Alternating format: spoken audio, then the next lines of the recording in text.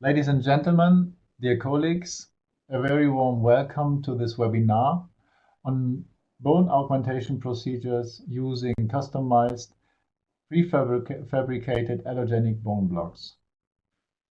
My name is Oliver Blume, and I'm a maxillofacial surgeon running an office together with my friend Mike Buck and my partner Mike Buck, just in the center of Munich. And we are doing all kind of maxillofacial surgery procedures and oral surgery procedures. We are using all kind of operation techniques. We are focused on orthognathic surgery and, of course, on implantology and bone augmentations. Using all kind of bone substitute materials like autogenic, allogenic, and xenogenic bone substitute materials. About 12 years ago, we started to focus on allogenic bone substitute materials. Allogenic bone grafts are from the same species, but not from the same individuum, so they are human donations. Well, it is actually the fact that already in the 80s, in Germany at least, many people were using allogenic bone grafts. But then, in 1988, the first cases of transmitted HIV cases were published, and so many of the bone banks in Germany were closed. But then, after some time now, because the laws have changed, because there are new rules, because there are new possibilities storing and treating and processing the allografts, it is now again, since about 12 years, legal and very possible to use allografts. So we focused again on bone blocks for bone reconstruction that were allografts, but these bone blocks 12 years ago still needed to be treated by the surgeon, and we were using these bone grafts quite successful. As you can see, these bone grafts were completely dehydrated, and it was very important to rehydrate these allografts. And we were using them in all kind of cases. We started with smaller cases, like for example this one, where the tooth, the first incisor on the upper jaw on the right side had to be extracted, and you can see that after the extraction, of course, there was quite a big defect. It was a three-dimensional defect, as you can see. And for these cases, we were using these allograft blocks. They had to be shaped by the surgeon. And then after a few minutes, when you have shaped this bone block, it was possible to put the bone block into the defect. And you can see here on this picture the nice three-dimensional defect also on the palatal side. And we had very good results, as you can see. This is on the left side, you can see the cone beam CT right after the operation. On the right side, after 6 months. And this is the re-entry. Very nice soft tissue as well. We have a very wide and very healthy bone. It was possible to insert a nice implant, very stable. And from this situation on the left side, with the fractured tooth, we could reach, after about 6 months, the possibility to insert an implant with a very nice prosthetic solution. So we were using these bone blocks that were allografts, but have to be shaped by the surgeon himself. In many cases, we treated more than 100 patients with these bone blocks, and we achieved very good results, as you can see. But there were also some complications, as you can see. And one thing we could find out was, of course, there were quite a lot of dehiscences, but there was one very big difference to a dehiscence that appears by using an autologous bone graft. We could find out that when we had a dehiscence, only the exposed bone was lost. So you can see it here on the picture on the bottom on the right side. There's just the part of the exposed bone that seems to be necrotic, and in many cases Not the whole bone was lost, but we could find out other complications like this one. Sometimes the transplanted bone after 6 months seemed to be okay from the outside, but in the inside there was dead space. There was the bone looked like popcorn, popcorn.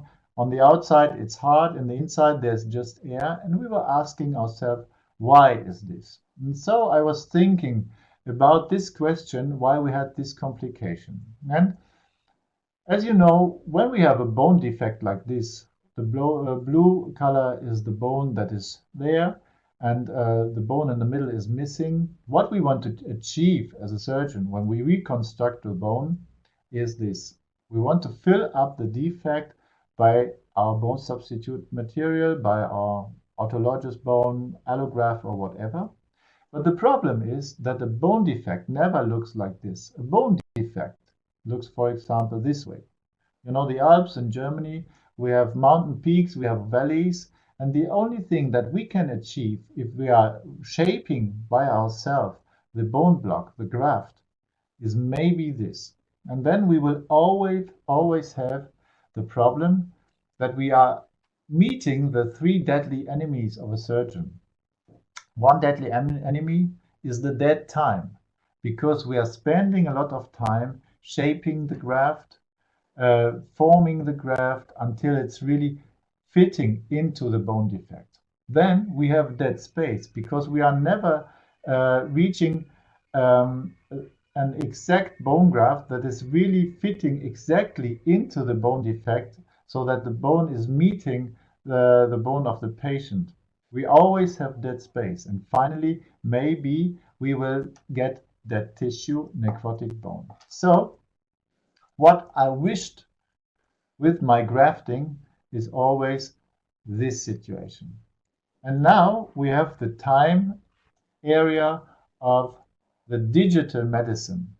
And that means that for us it is very easy available to get DICOM data. DICOM data means that we are able to make 3-dimensional X-rays in our office. First we started with 1 machine, now you can see we have already 2 machines running in our office. And this new technology that is in Germany available since also nearly 15 years is something that made possible that together with the companies that are able to fabricate prefabricate allogenic bone grafts, we are able to get so-called 3-dimensional adapted prefabricated allogenic bone transplantate, which is exactly designed for the patient's bone defect. So this technology is now in Germany available, legally available, since about 6 years. Where does this bone come from? Now, usually these bone blocks are fabricated from femoral heads of patients. In Germany, there are right now two companies, the company of Zimmer and the company of Botiss, that are offering this technology, and these companies have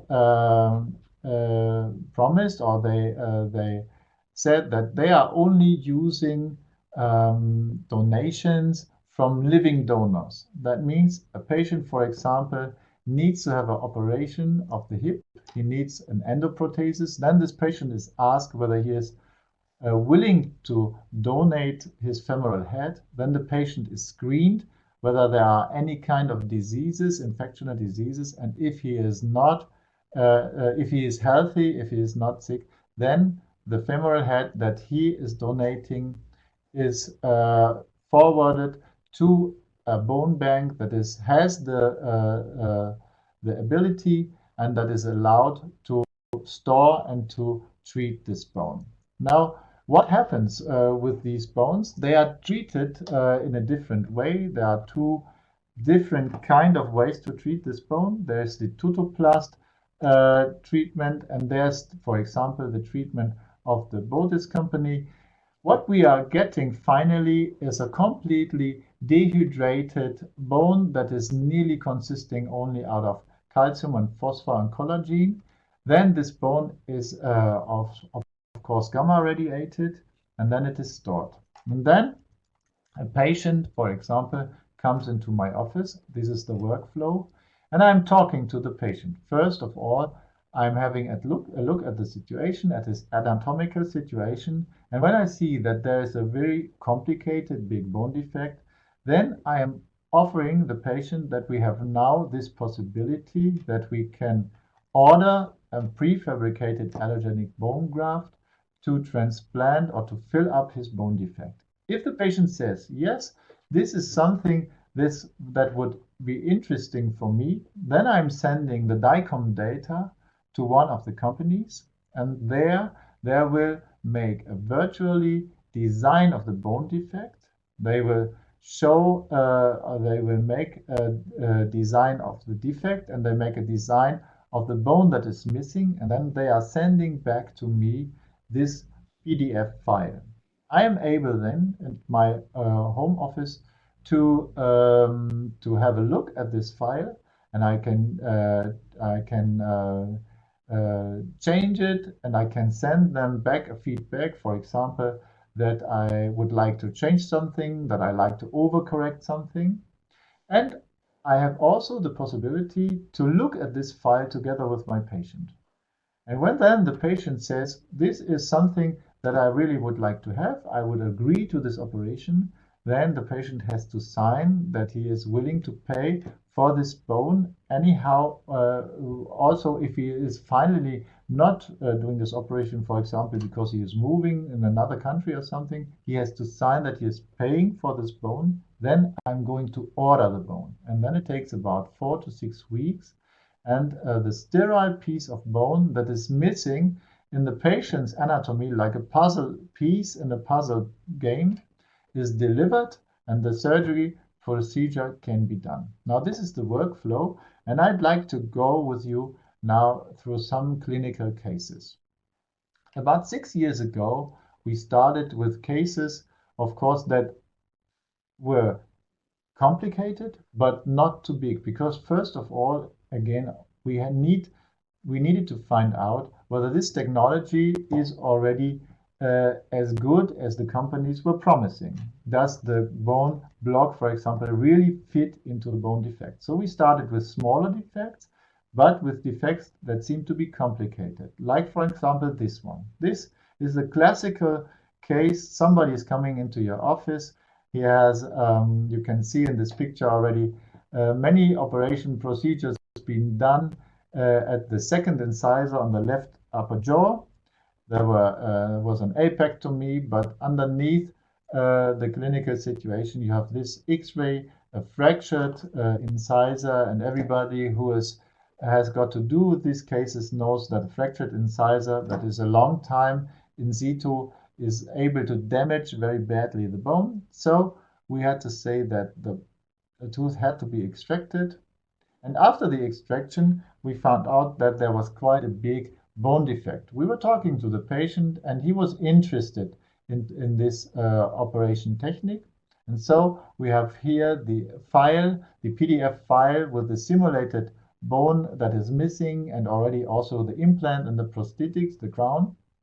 And the patient agreed he wanted to have this operation. That's what we did. You can see here the delivered bone block.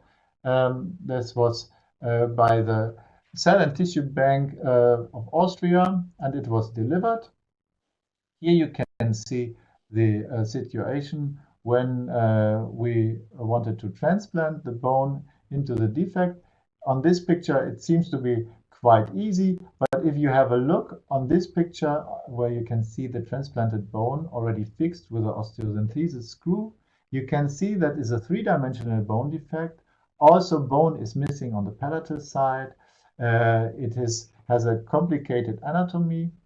We could fix the bone with a screw, and this is the situation on the cone beam CT right after the operation. You can see the screw which is fixing the bone block to the bone of the patient, and on the other side you can see the bone block after 6 months. This is a time period that we are always giving the bone block to heal. It's 6 months before we are starting the re-entry. That's what we did. After 6 months, you can already see that we have a very nice soft tissue also. We have a wide platform of bone, and we have a keratized gingiva on the alveolar crest. And really, the re-entry shows that the clinical picture and the cone beam CT is not lying. We have a very nice living hard bone bank where it is possible to insert an implant with at least 2 millimeter bone also on the buccal side. And of course, with this result, we are quite satisfied. And so we were able to treat the patient from this situation into this situation, a very nice result. Also from the prosthetic point of view, at this point, I have to say that we are not doing the prosthetics. We are doing only the surgery because we are an office that is depending on referring doctors. The prosthesis or the prosthetic is done by the referring doctor. So by this, stimulated by these very good results, especially in the aesthetic zone, we started to operate on bigger cases. Here you can see a patient, a female patient, that has been treated by her own dentist. When you have a look at the X-ray, you can imagine that the patient is not working anymore at the dentist's office. It was her own boss who was inserting this implant. It is too big. It is not inserted very well. It is inserted too far crestal. And then besides such a tooth, and you can imagine if you are talking to this patient and you have to tell the patient, sorry, we have to remove everything, then you will have a very sad patient with a very sad situation, because the defect that is resulting out of the explantation of the implant and the extraction of the tooth is a very complicated, three-dimensional, difficult to reconstruct bone defect. The patient decided that she was interested in to the CAD/CAM block treatment, and we ordered after the simulation really this CAD/CAM block. You can see that this is now a bigger block. It's already at least nearly 2 centimeters long, and it goes over 2 incisors. And this was the situation when we wanted to do the transplantation of the block. And here you can see also on the movie that we were very interested always, does the bone block really fit into the defect or not? And you can see in the movie it was fitting very well. Which is very important is that when you are transplanting this kind of bone blocks, then you have to do microperforations of the cortical bone, because you have to stimulate the blood supply. It is very important to fix these kind of bone blocks with osteodenthesis screws. These osteodenthesis screws we are using, they have a diameter of 1.5 millimeter. And after the fixation of the bone block, you can see that's very tight, fixed to the bone. You have the possibility to shape and to form and to make a fine-tuning of the bone using diamond drills. That was what we did here. Here you can see again in the slides the bone block. You can see on the other slide that we are of course always using different kind of membrane techniques. The membrane technique now since years that we are using is that first of all we are covering the bone block with a pericardial membrane. We are using the so-called Jason membrane, which is a very thin membrane, which is fixed usually with titanium pins on the block. And as a on this membrane, we are putting another membrane, which is a PRF membrane. And this is the layer which is covered by the soft tissue. Together with these two membranes, we are achieving very good results. You can see here the closure of the wound. On the left side, you can see the cone beam CT right after the operation. On the right side, you can see the cone beam CT after 6 months again. You see that it's the same layer on this cone beam CT, and you can see that there is no resorption, absolutely no resorption where the screw is. There's a slight resorption on the crestal side. Well, just a slight resorption, but it was possible to treat the patient very good with implants. And if you have a look at the X-ray preoperative, you can see also in the region 1/6 on the right maxilla that there's also a large defect. The defect looks a little bit like a surf sail, and also this defect was reconstructed by a CAD/CAM block. So this patient got in one operation 2 CAD/CAM blocks, and this was the result. After 6 months, she could be treated with implants, was very happy. And after 2 years, it was all in all nearly two years until she achieved her final prosthetic solution. She was quite happy. Now, by this time, we could find out that there were a few complications. We did until that time about 12 of these CAD/CAM blocks, and we could find out that we had a few dehiscences. And by that time, I was trying to think once again, after so many years, about my incision technique. And what I decided by that time is to change completely in the upper jaw my incision technique. And I would like to explain to you this incision technique with these pictures. You can see, imagine you have this situation and the first 2 incisors are missing and we have a large bone defect. Usually, or in former times, everybody would do the incision on the alveolar crest. I know there are many publications, especially from Johannes Kleinheinz, that says that the blood supply on the alveolar crest is exactly the perfect place where the incision should be done, because you wouldn't disturb the blood supply.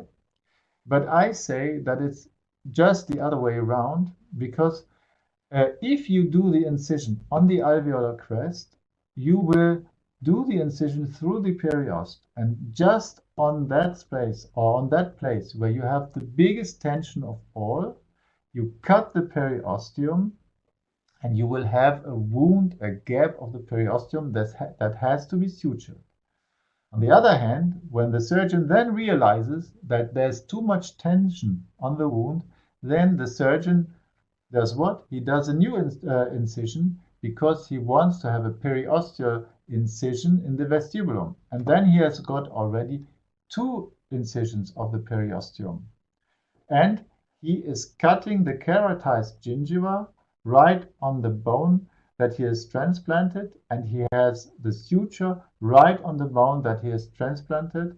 And therefore, I changed the incision, and now I'm making the incision far away in the vestibulum, and I'm doing a flap, or I'm doing this flap by preparing the flap completely to the palatal side. And because this flap technique looks a little bit like a pillar, I decided to call this pillar incision.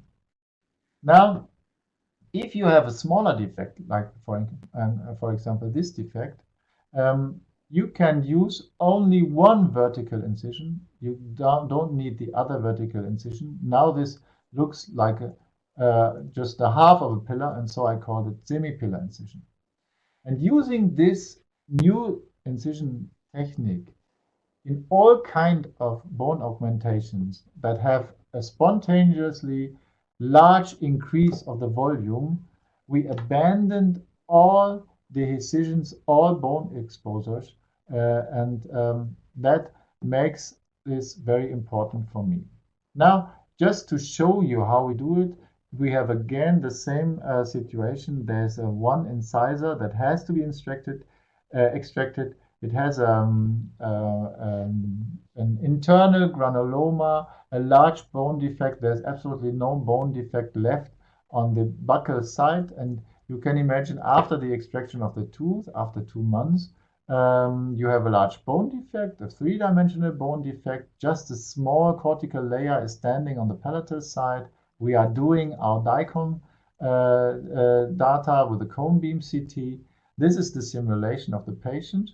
And just to show you in this animation once again how we do the incision, you can see here the semi-pillar incision. You can move the flap to the palatal side. You leave all the keratized gingiva in peace. You leave the papillas in peace. You fix the bone together with the screw. It is very important to make a little countersink for the screw. You put the membrane on it and then you suture the whole thing. And this is what you want to reach, a large platform of bone. And you can see here the same thing in the operation. It's the same patient. You can see here the flap mobilized to the palatal side. Here's the bone already in situ. It's fixed with a screw. There's a fine tuning together with this diamond drill. Then we have a pericard membrane, the PRF membrane, and the suture. And you see the suture is far away from our transplanted bone. The complete keratized gingiva is okay, and the papillas are also nice. This is the situation right after the operation. This is the cone beam CT before the operation, the cone beam CT after the operation. You can imagine on this small space, such a big volume increase makes it very difficult to close the wound if you are using a crestal incision without doing a periosteum incision. With our incision, it is completely easy to close without any tension on the wound. This is the result after 6 months. You can see we have very nice bone, very nice gingiva, keratized gingiva. Underneath the gingiva, we have very nice living, bleeding bone. The insertion of the implant, this was this situation before. This is with the implant, and this is with the prosthetic solution. It's beautiful, it is nice. The side with the implant looks nearly better than the other side. So we were starting by that time to operate more difficult cases. We have a very nice case. A woman, she came all the way from Brazil to be treated. She had Brazilian implants. You can see here these needle implants with a large peri-implantitis. And you can imagine that after the explantation of these implants, we have a very, very difficult bone defect. A bone defect that has the size and the anatomy that in former years, I think it would have been not possible to reconstruct this predictable. But now you can see here again in this animation, this situation, there's nearly no bone. There's no bone on the palatal side. We have just a few peaks of bone. And now we need already a really large piece or large block of allogenic bone grafts. You can see this one is more than 3 centimeters long. It has to be fixed already with 3 screws. And that's what we did. You can see it here in the real video and the real movie during the operation. The bone block was fitting very nice. It's more than 3 centimeters long. On the palatal side, it's fitting very good. It's really end to end with the bone of the patient. It's covered now already by thicker membranes. You could see here again the Jason membrane, and then the second layer for the soft tissue, the PRF membranes that are covering it, and the suture and the closure of the wound, again with a pillar incision. Of course, there's a lack of vestibulum. This has to be from time to time reconstructed by soft tissue operations. When the patient was coming back, I was already feeling that the bone was beautiful and very good, and so I decided that I want to know what kind of bone we have. And I decided together with the patient, she agreed to it, that I would like to take just exactly where the implants should be inserted. I decided to take biopsies. And that's what we did. You can see this also again in the movie, that I'm not lying. This is the situation 6 months after the transplantation of the block. You see the block is bleeding, is living, and there you have the drill guide and exactly where we were inserting the implants with smaller trypan drills. We were taking biopsies exactly there where the implants were inserted. The referring doctor wanted to have 4 implants for each teeth, 1 implant. This is discussable, no question, but we are the ones who are serving for the dentist.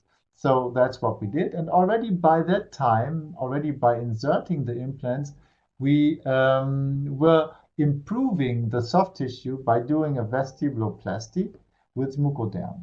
Now, this was the result. We started with Brazilian implants. After the extraction, a lot of bone was missing. After the reconstruction, after the implantation, the patient got 4 implants exactly where the referring doctor wanted them. This was the situation after the exposure of the implant. You can see now we have already a little small part of keratized ginger around the implants. Of course, this has to be still improved. That's what we did. And after these procedures, finally the patient was reconstructed by the referring doctor and was very happy. So this was something that was quite surprising that it worked, but still we were very interested in what the biopsies were saying. And we were sending these biopsies not to our home and office pathologist. We were sending these biopsies to the University of Mainz because I really wanted to know what they could find out. And that's what they found out.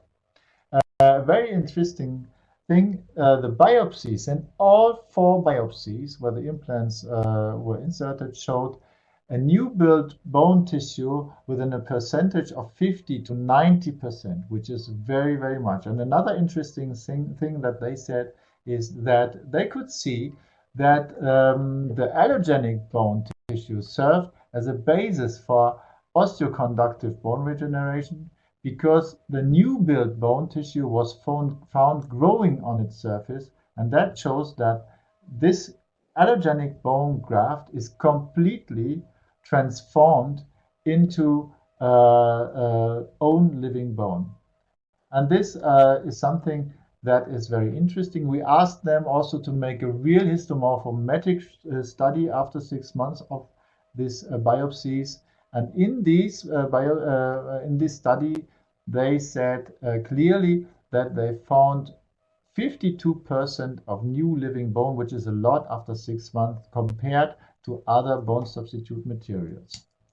Now, we were treating with this operation technique other patients, even bigger cases, and because we wanted to find out where are the limits. And we had, for example, a patient who came all the way from South Africa, a big man, 2 meters tall, and he had such a bone.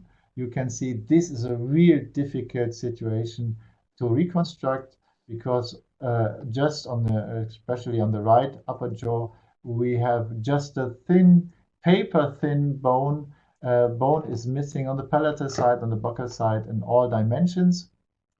And here you can see already one problem that we have, because of course a human being has just a certain kind of size of a femoral head, and if we have bigger bone defects, bigger than, let's say, 3 centimeters, then we have to divide the reconstruction already into 2 pieces, and that's what we did. You can see here on the right side, we had to order 2 bone blocks beside each other, both fixed with screws. There's a small gap in between the bone blocks that is filled up also by a particular allogenic bone graft material. On the other side, also you can see that even there the patient had a difficult bone defect, because we have a bone defect on the buccal side, we have a bone defect on the palatal side, and the bone block that is reconstructed for this defect is riding like a saddle on a horse on this bone defect. Now, Also, this one had to be fixed by 2 screws. You can see here again our incision beautifully on the right side, the pillar incision, the flap that is mobilized completely to the palatal side.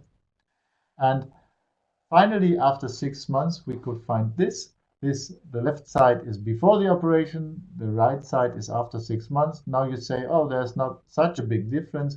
If you look under the soft tissue into the cone beam CT, you can see that there's a big difference, and the patient could be treated very nicely with beautiful keratized gingiva, even on the buccal side with novel active implants.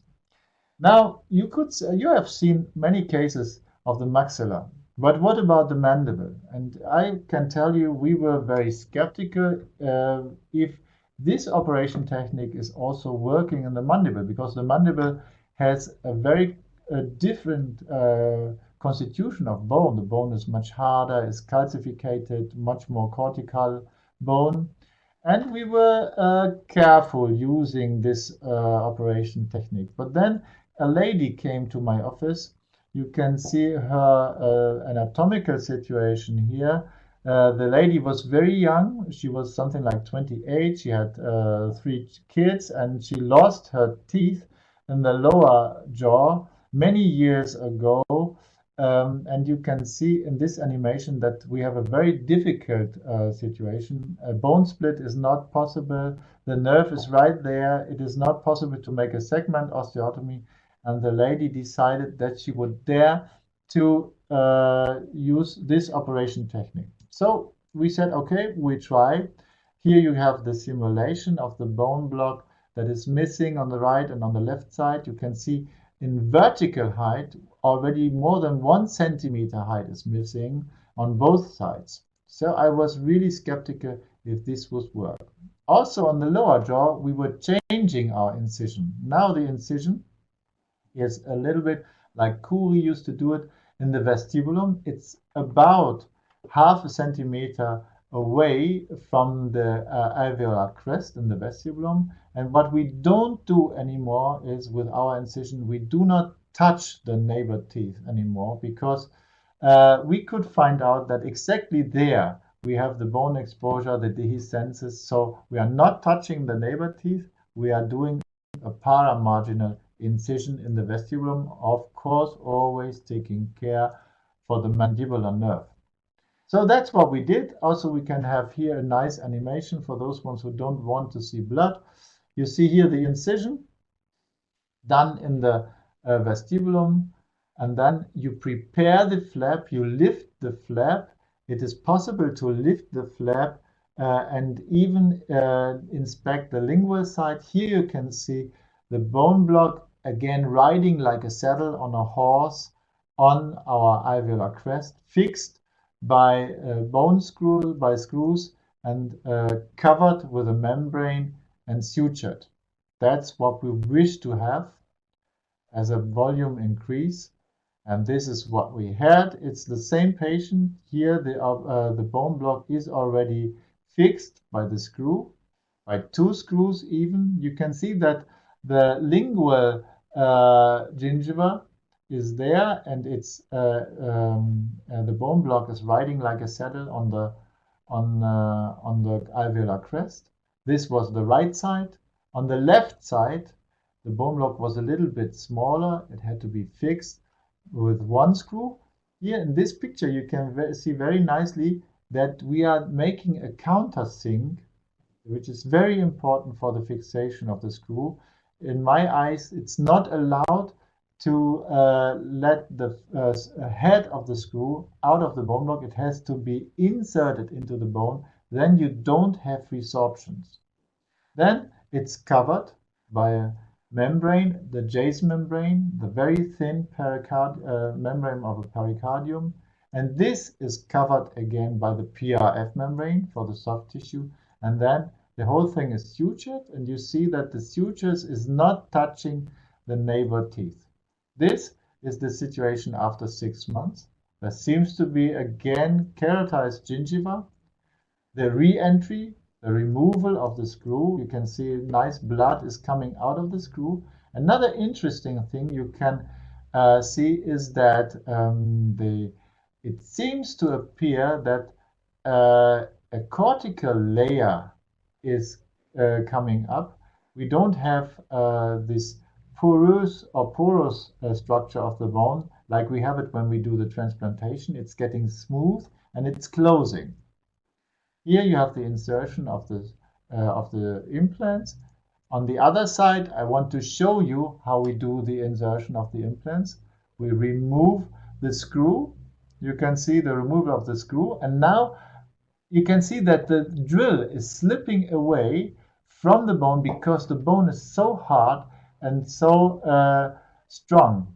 And even the insertion of the implant, you can see that the torque is stopping, and we have to increase the torque on 50 Newton centimeter to insert the implant. Now, that is the result. And this is the result exactly after the insertion of the implants. All 5 implants could be inserted. Very strong 4.1 millimeter diameter of the implants. And this is the patient 3 years after the operation with the prosthetic, with the crowns. And you can see that we have all the bone is still there. We have no resorption after 3 years. We have a very nice bridge or crowns on the implants, a very satisfying result. Also after 3 years with the appearance that we have no resorption. Now, where are the limitations? Are these the limitations? For example, this patient, he had, maybe you remember this, a transdental fixation done many years ago. Then a colleague extracted the teeth or the tooth, and he left the transdental fixation, the pin, in the bone. From this, the result of this was a very, very large residual cyst, and this had to be removed, and we have now such a big bone defect. Now the patient said he was interested in this CAD/CAM technology, and we ordered the bone block. You can see now this bone block has a diameter, a sagittal diameter of more than 1 centimeter and a height of more than 3 centimeters. And I was very skeptical if this would work. This is the patient, again treated by a semi-pillar incision. You do not need a bigger incision like this. You can see it here. The removal of the cyst. We have on the palatal side, there is bone missing. This is the big piece of CAD/CAM block, which is transplanted. It fitted very well. Sometimes I'm hitting it with this instrument to press it into the defect, and of course it is closed again and covered with membranes. And this patient, from this situation, now is treated with 2 implants and has got already since 1 year now his crowns. Many patients are coming into our office that have been treated with other operation techniques. For example, this patient who had a reconstruction with allogenous bone, with an allogenous bone block, and after the exposure of the bone, he lost everything. So he said he does not want to have another autologous bone graft. We offered him with this complicated defect the CAD/CAM technology. He decided yes, he wanted to have it. And this is the patient with the pillar incision, a big bone block fixed with 3 osteolenthesis screws, then the suture. And now you can see a very interesting thing. This was pre-operative, and this is after 6 months. It seems that the keratized gingiva is coming back because there's something, a hard tissue under the gingiva. And now the patient could be treated with implants again. This is the situation after the exposure of the implants, and then we are doing, of course, a vestibulomplasty to increase even more the keratized gingiva using mucoderm matrix. Now, where are the limitations? Maybe this is a limitation that can't be treated by this technology. It's a young girl, 20 years old, with a very bad operated complete cleft lip, cleft palate. She had or she wanted to have implants because she was losing the neighbor teeth of the cleft. And when she came to my office, I could find that she has a nasal and a palatal fistula.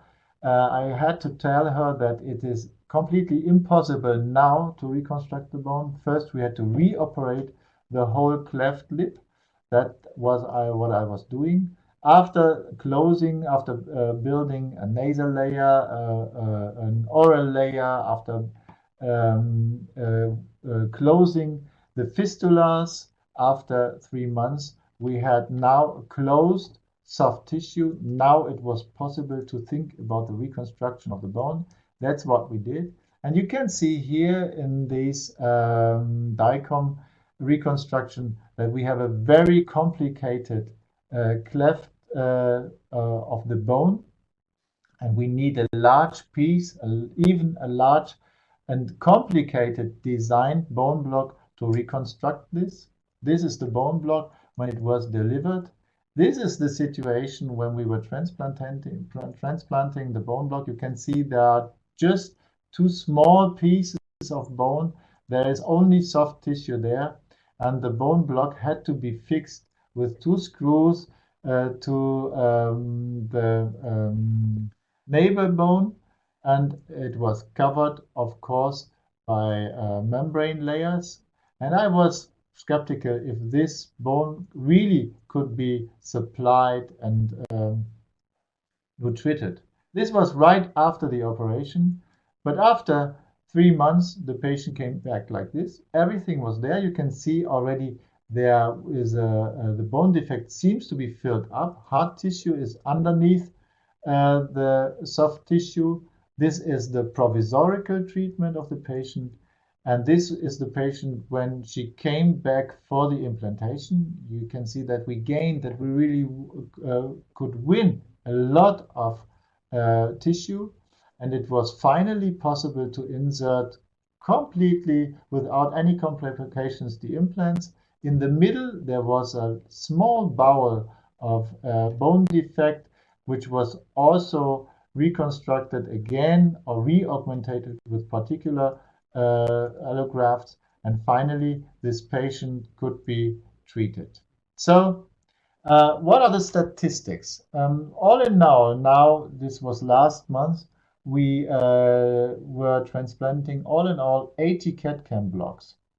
Of these 80 CAD/CAM blocks, 59 were in the maxilla, 21 were in the mandible.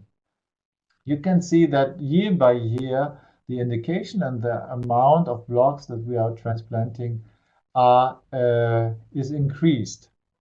Now, were there complications? Yes. In the beginning, I told you we had dehiscences. All in all, 9 dehiscences. But of these dehiscence or exposed bone, we lost only 3. All of these 80 bone blocks. That's not too much, I think. And it was even only in the beginning, because since we changed our incision, we have no dehiscences at all. Now, of these 80 CAD/CAM bone blocks, 3 were lost. You could see before. 5 were treated allo loco, that means in other countries, and I didn't see the patients again, so I don't know how they are. 14 of these patients are so fresh that they are waiting for implant treatment, and 58 of these bone blocks were treated with implants. Now we are we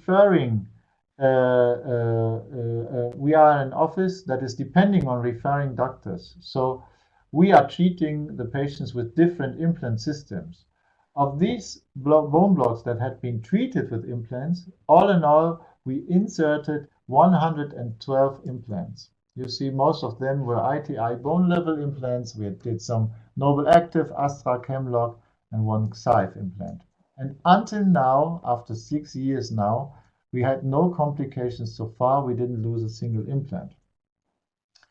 Now, what are the indications in our eyes?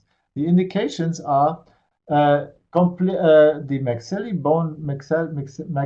bone defects in the aesthetic zone. Why?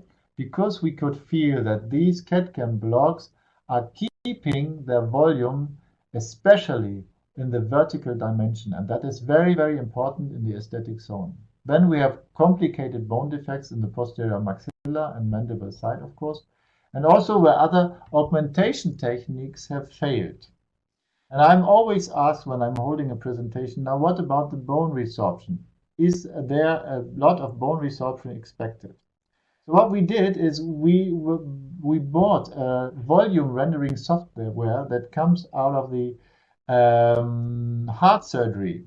It's called Icon Osirix, and with this software it is possible to measure the changes of volume.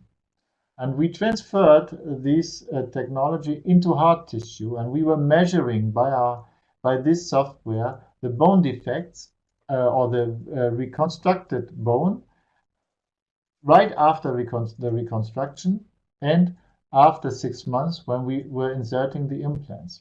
Because this is a lot of work, we did this right now with 20 patients with 15 blocks in the maxilla, 5 in the mandible. And what we could find out is that we found an average resorption rate after 6 months of these blocks with 5.8%.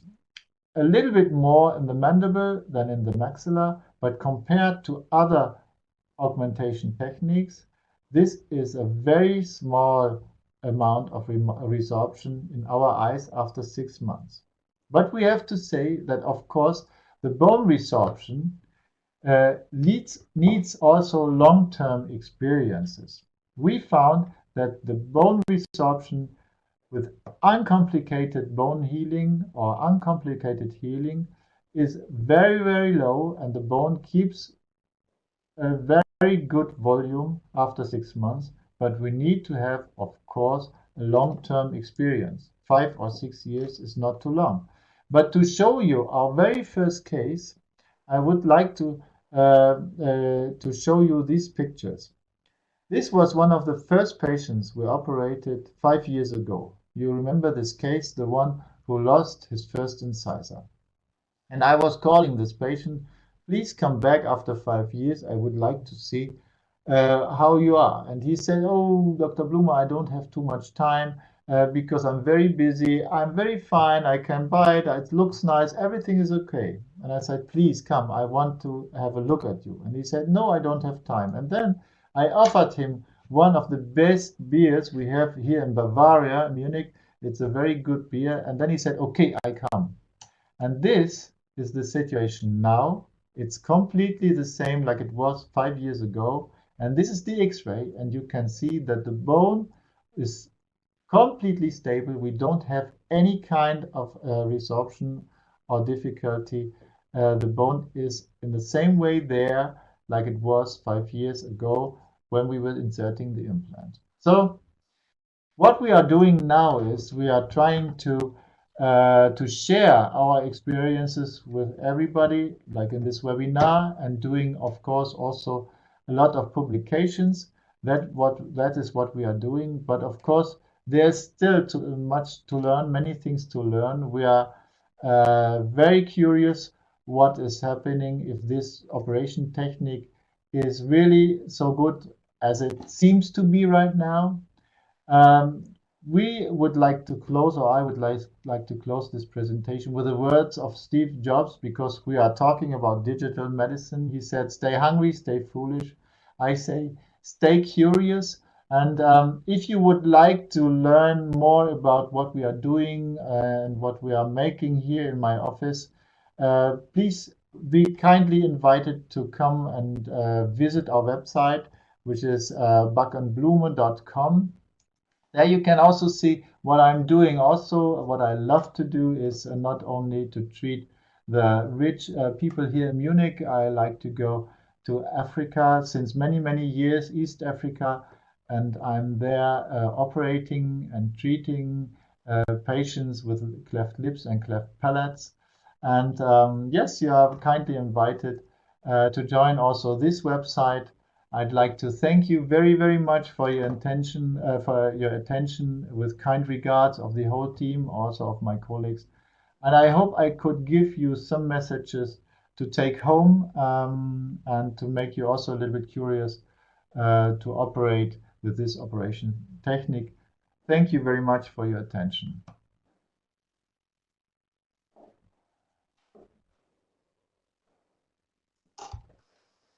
Yes, and now we have some questions. I'm very happy that we have some questions.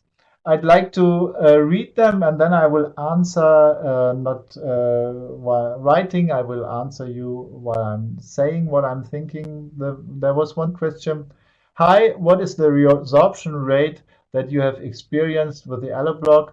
I think I told you in the beginning, when the operation or the time after the operation is without any complication, then the block keeps his volume very, very stable, and it is about 5 to 6%, which is very low.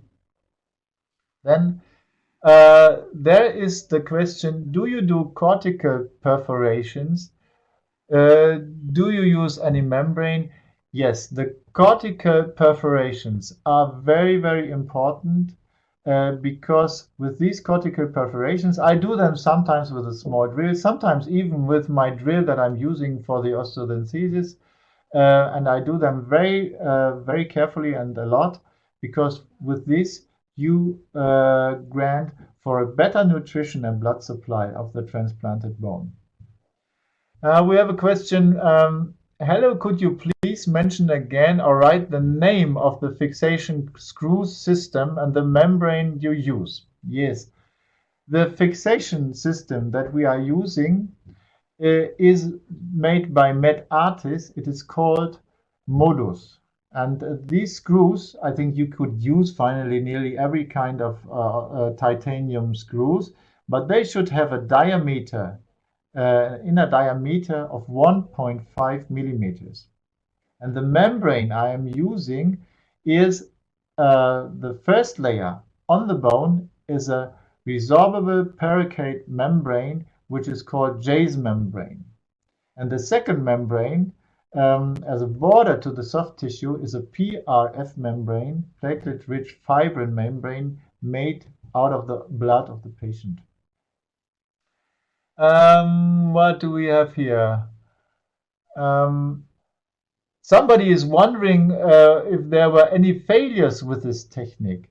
Yes, I told you in the beginning, when we had the dehiscences, we lost out of 80 blocks, 3 blocks. But since we are using this new incision, we don't have lost a single block, we don't have complications, and we could insert implants in all cases. Then we have, my question is, how patients relate to the fact that the bone is taken from the dead body? This is a very special, a very good question. You see, in Germany, these two companies that are offering this technology, they have agreed that they are not using bone taken from dead bodies. They are taking bone from living donors. Somebody has an operation of the hip, needs an endoprothesis, and he is asked whether he is donating his femoral head. Then he is screened, and if he is healthy, then this bone is only allowed to be treated and forwarded to a bone bank. A very good question also. Do you rehydrate the CAD/CAM blocks? Yes, this is a very important fact because the CAD/CAM blocks are completely rehydrated. If you don't, they are completely dehydrated. If you don't rehydrate them and they are getting in touch with blood, the blood is sucked into the bone, it is stuck in the pores, and it's closing the pores of the bone like a glue. And what you then have is in the inner part of the bone, you have dead space where nothing is growing. And that's why I really recommend that you rehydrate the bone. We are doing this by putting the bone into a syringe, and then we are building up a vacuum and we are tearing the fluid, and the best thing is PRF fluid actually, through the bone until there are no bubbles anymore. The suture technique, it's a suture technique where where the wound, uh, how do you say it? The borders of the wound are put together so that you have a donut suture, for example. This is very important because if you put the epithelium of the wound to each other, then you have a dehiscence, of course. And my suture technique is also using resorbable sutures.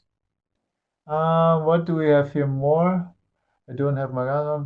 You had any problems in the lateral maxilla because of a proximity of the sinus? No, sometimes we even combine the bone block grafting together with a sinus lift, which is absolutely possible.